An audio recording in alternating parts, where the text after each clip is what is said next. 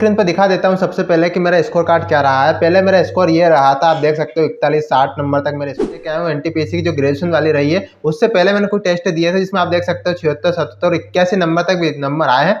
तो मैं आपको बेस्ट स्ट्रेटजी के साथ बताने वाला हूँ। अगर आप यूजी एनटीपीसी का एग्जाम देना चाहते हो, ये गलतियां नहीं करना चाहिए जो मैंने कुछ गलतियां करी थी, इस कारण से मेरा स्कोर कुछ कम रहा था। हेलो दोस्तों, स्वागत है वापस से आपका अपने इस वीडियो में। तो गाइस मैं आज आपको बताने वाला हूँ, ये गाइस मेरा रियल नंबर है, मैंने इसमें कोई चालबाजी नहीं करी और ना ही इसको री अटेम्प्ट करा, रियल नंबर मैंने लाया हूँ। और मैं आपको बताने वाला हूँ कि किस तरह से आप भी अगर एनटीपीसी या ग्रुप डी की तैयारी कर रहे हो आने वाले समय में, तो आप इंप्रूवमेंट कर सकते हो। तो गाइस सबसे पहले मैं आपको बता दूं वो गलतियां हैं जो आपको नहीं करना है। सबसे पहली मेजर गलतियां आज के समय में अगर आप देखोगे तो एनटीपीसी वाला जो रेलवे पेपर रह रहा है उसमें अधिकतर यही चीज हो रही है कि जो करंट अफेयर के पीछे जो व्यक्ति भाग रहा है, जो बच्चा भाग रहा है, वो बेहुदा हो गया है, यानी कि उसकी बड़ी मिस्टेक होने वाली है। क्योंकि मैंने भी बहुत करंट अफेयर के पीछे थोड़ी मेहनत करी थी और आपको बताया भी था, क्योंकि करंट अफेयर से उम्मीदें रहती है लोगों की कि 8-10 नंबर का आ रहा है तो हम कुछ कर पाएंगे। लेकिन एग्जामिनर इस तरह से गेम खेल रहा है कि आज कोई से सर से आप पढ़ के चले जाओ, एक टाइम वेस्टिंग होने वाला है। मैंने जब एग्जाम देकर आया, मेरा 20 जून को पेपर था, तो एक क्वेश्चन आया था रणजी ट्रॉफी वाला जो मुझसे बना था। उसके अलावा में कोई करंट अफेयर का क्वेश्चन नहीं बना। हाँ, ये बात सही है कि 5-6-7 क्वेश्चन आ रहे हैं, लेकिन भैया बन नहीं रहा है, सीधी बात ही है।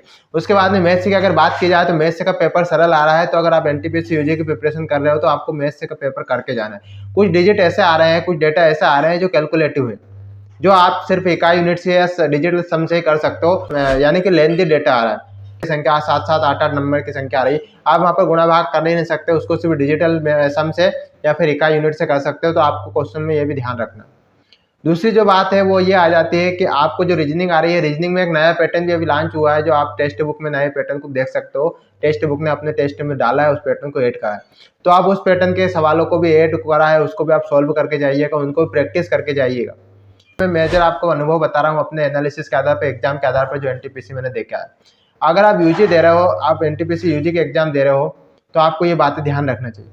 अब मेन बात ये आती है कि आपको क्या करना है। सबसे पहले मैं आपको बता चुका हूँ कि आप जितना जल्दी हो सके सिलेबस कंप्लीट कर लीजिए, जितना जल्दी हो सके आप पूरा क्वेश्चन कंप्लीट कर लीजिए, चाहे मैथ्स हो चाहे रीजनिंग हो। और जीके जीएस के लिए आपको क्या करना है, सबसे मेन चीज मैं आपको बता चुका हूँ। आप जो भी पेपर चाहो, अभी जो एनटीपीसी के पेपर हुए हैं आप उसका एनालिसिस देख लीजिएगा, या फिर जो भी प्रीवियस ईयर क्वेश्चन आए आप उनको अच्छे से पढ़ लीजिएगा। या फिर अगर आपको चाहते हो कि आप प्रीवियस ईयर करना चाहो तो आप पिनाकल की बुक ला सकते हो। ये एसएससी की बुक है, लेकिन आप रेलवे के लिए पिनाकल की बुक ला सकते हो जिसमें पीवाई के क्वेश्चन डले हुए हैं, आप उनको पढ़ लीजिएगा। अगर आपके पास में लूसेंट बुक है तो आप लूसेंट को अच्छे से पढ़ लीजिएगा। गाइस मैं आपको रियल बात बता रहा हूँ, जीके जीएस आज के समय में इस तरह से आ रहा है कि आप क्या कहोगे। ऐसे ऐसे क्वेश्चन डाल रहा है एग्जामिनर के, आप कुछ कह नहीं सकते। इसलिए मैं आपको सजेस्ट करना चाहूंगा कि आप एनटीपीसी में अगर सिलेक्शन लेना चाहते हो 2025 में, तो आपको सबसे अच्छी बात यही रहेगी कि आप जीके जीएस के पीछे कम भागे। हाँ, ये जरूर है कि आप लूसेंट को अच्छे से कर लीजिएगा। मैंने लूसेंट को अच्छे से करा है, इसमें टिक भी लगाया है, आप देख सकते हो। और मैंने इसको कंप्लीट रीडिंग करी है, ये मेरी सेकंड बुक है। इससे पहले लूसेंट थी, मैंने उसको भी पढ़ा है, तो मैंने इसको पेंसिल से टिक मार करके भी पढ़ा है, आप देख सकते हो। इस तरह से आप इसको अच्छे से पढ़ के जाइएगा, या आप इतना कर सकते हो स्टैटिक भी आप पढ़ के जाइए।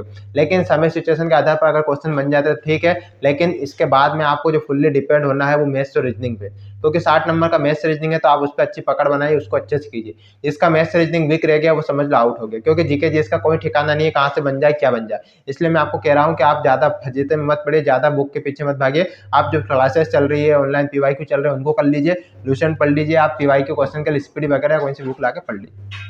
अगर गाइस आप इतना कर ले तो ये इतना आपके लिए पर्याप्त है, इसके ज़्यादा आपको पढ़ने की आवश्यकता नहीं है। अगर आप इसके बाद में कोई डाउट रहता है कि क्या कहाँ से करें, तो आप मुझे कमेंट कीजिए, मैं आपको डाउट सॉल्व करने की कोशिश करूंगा। और भी मैंने पहले वीडियो डाले हैं, आप उनको देख सकते हो कि किस तरह से मैंने पढ़ाई करी थी और किस तरह से स्कोर इतना ग्रेडअप करा है। तो गाइस वीडियो कैसा लगा कमेंट करके जरूर बताइएगा। Thank you guys.